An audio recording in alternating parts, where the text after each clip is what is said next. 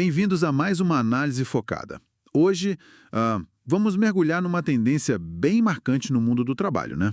A tal da Quiet Ambition. Isso, a ambição silenciosa, que a gente tem visto muito, especialmente na geração Z. E a nossa conversa vai se basear em ideias do material que menciona o Vladimir Carvalho, lá da Alterdata Software.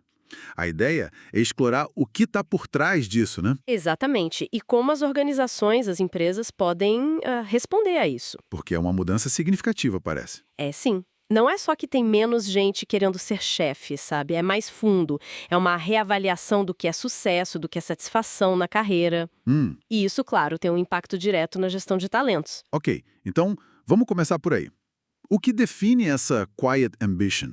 Pelo que eu entendi, é essa falta de interesse crescente? Exato. Principalmente nos mais jovens, por assumir aqueles cargos de liderança mais tradicionais, sabe? Aquele caminho clássico de gestão. E tem dados que mostram isso? Ou é mais uma percepção? Não, tem dados bem claros. Uma pesquisa da Visier, que o material cita, aponta que só 4% dos trabalhadores veem a liderança como prioridade de carreira. Só 4%?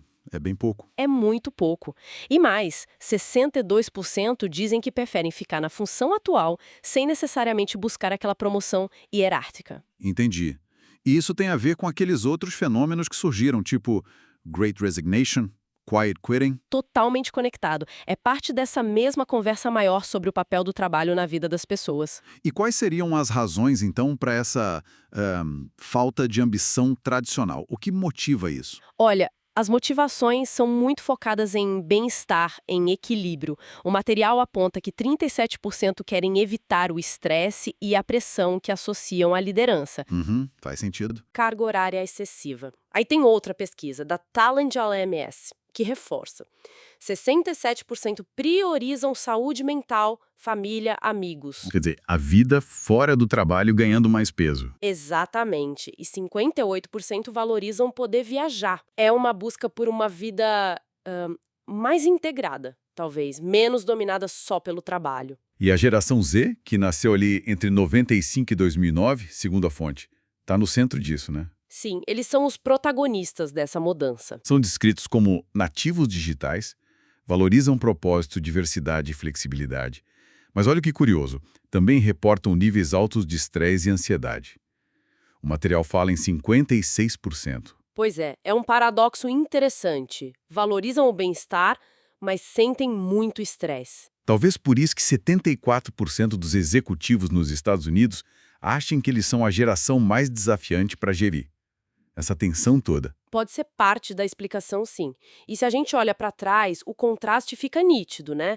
Os baby boomers buscavam estabilidade acima de tudo. Aquele emprego para a vida toda. Isso, a geração X já tinha um foco maior no individualismo, na carreira hierárquica.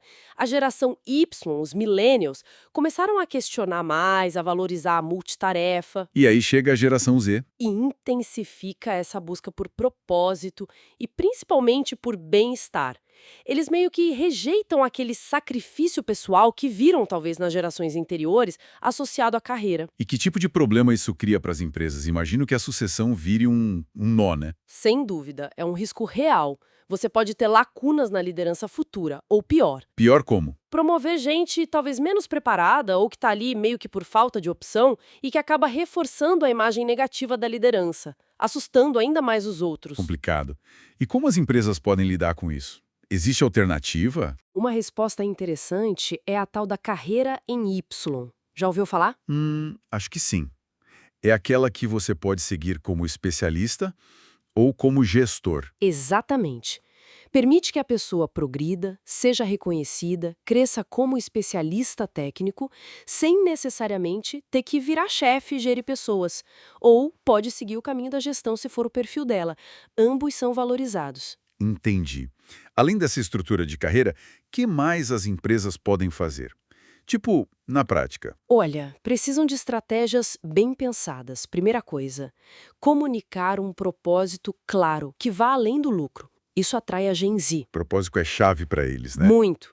Depois, oferecer flexibilidade e autonomia de verdade, não só no discurso.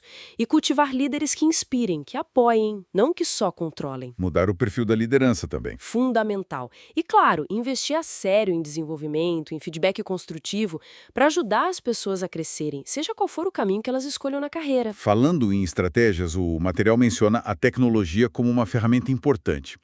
E aí entra o caso da Alterdata. Como eles se encaixam aqui? Ah, sim. A Alterdata, do Vladimir Carvalho, é um exemplo interessante porque eles usam a tecnologia com foco muito claro no bem-estar do usuário. Como assim? Eles criaram um ecossistema de software com muitos robôs, milhares deles, que automatizam tarefas chatas, repetitivas. Tipo, O material cita exemplos como o NFStock para notas fiscais ou o e-contador para comunicação entre contador e cliente. A ideia, o objetivo declarado deles é usar a automação para dar mais vida pessoal para as pessoas. Liberar tempo mesmo. olha só. Isso vai direto ao encontro do que a geração Z parece buscar, né? Menos tarefa repetitiva, mais equilíbrio. Exato, a tecnologia aí não é só para ser eficiente, é quase uma ferramenta de bem-estar e, por consequência, de retenção de talento. E a escala deles é grande, né? 1 milhão de usuários por dia, 9 milhões de contra-cheques por mês, o impacto pode ser relevante. Precisamente, mostra que a tecnologia, se bem aplicada, pode sim reduzir aquele desgaste do dia a dia. Sabe aquele grind que afasta muito jovem de querer mais responsabilidade? E aí alinha o trabalho com essa busca por significado e qualidade de vida. Faz sentido. Total. Então, para a gente ir fechando, essa quiet ambition, no fundo, parece ser menos sobre falta de ambição e mais sobre uma ambição diferente.